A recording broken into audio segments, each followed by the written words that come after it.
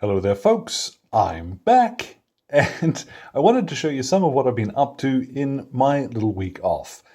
One of the most important things I got done was to catch up on some chores, and it's probably a little telling of how old I'm getting that was one of the highlights of that week to myself. But I did get some cool hobby stuff done.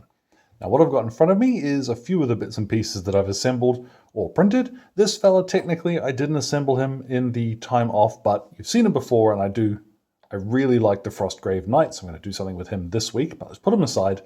This has all been part of this week's hobby build projects and just going mad. I think you'll notice a theme here, and I have got the bolt action bug real bad. In part, that's because my Gentleman's War starter box set arrived a little ahead of schedule. I think they shipped it out early so that folks would get theirs, by store release date. Because I did see some other people building their Hummer Mark cars as well. And it's so cool. So what I'm going to do is actually swap to a photo here very briefly. And what we've got here is the German half of a Gentleman's War painted. Now I started this on Monday and it was finished on Thursday. So pretty quick turnaround using the methods that I've demonstrated in the Deutsche Afrika Korps painting video back in the day. I did skip one or two steps, and in particular everything was just given a dark sand dry brush. On the left hand side there you've got the anti-tank rifle team, light mortar on the right, officer and his assistant in the center, and the two squads with machine guns behind them, with the SDKFZ 222. There's got to be a quicker way of saying it, but there it is at the back. And you've seen me paint that one for the channel already, so kind of a bit of a cheat putting it down there, but I figure you guys saw me paint that within a day, so if I didn't paint anything on Friday, I could have done the 222 then. But what's really cool about this box to me is the fact it is bar none the best starter box for bolt action, because the two forces in there are perfectly balanced. They're both 471 point armies, and you can get playing with those straight away. The British and the German stuff mirror each other almost exactly, to the fact that the anti-tank rifle, the light mortar, everything has a duplicate on either side.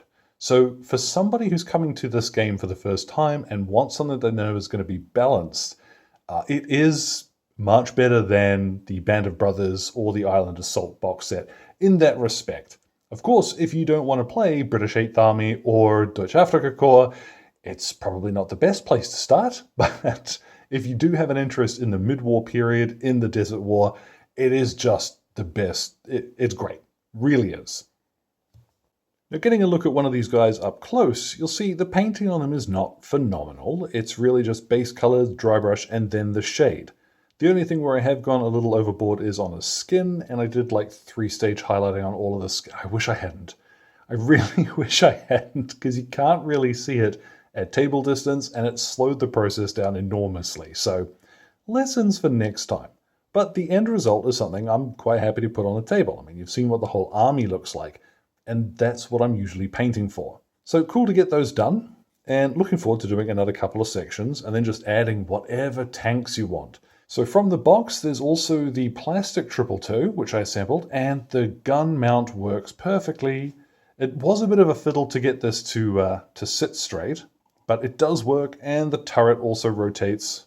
Let's get both hands on that job. The turret rotates too, which it was a bit of a fiddle. And because the instructions in that box aren't numbered, you do need to dry fit things, take your time, and it actually helped me to have a photo of the actual armored car up so I could just double check what I was doing.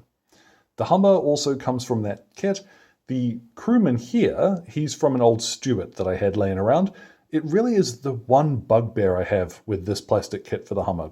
New in that box, but it doesn't come with crew. And honestly, that's the one thing which is a bit of a letdown. It is much easier to build than the 222 though.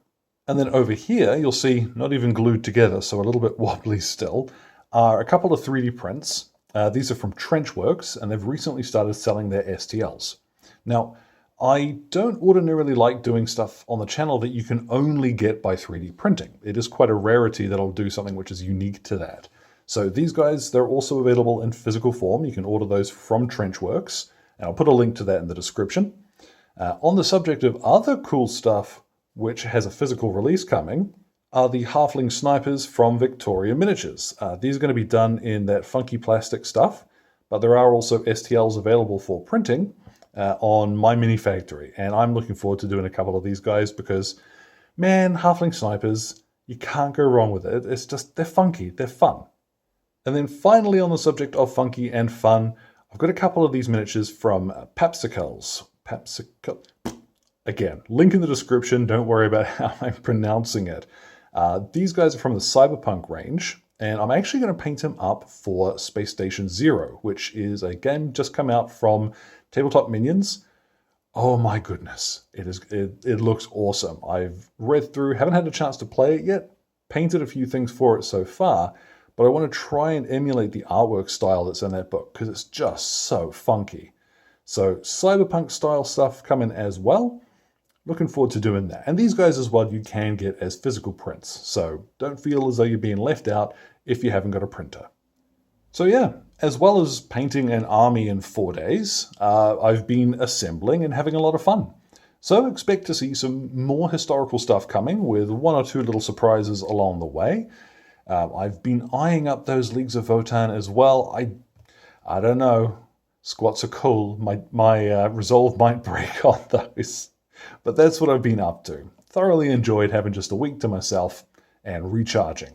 So if you've been up to anything cool yourself that you want to share, feel free to drop it in the comment box. I am always curious to hear what folks are up to, and I will see you guys again very shortly.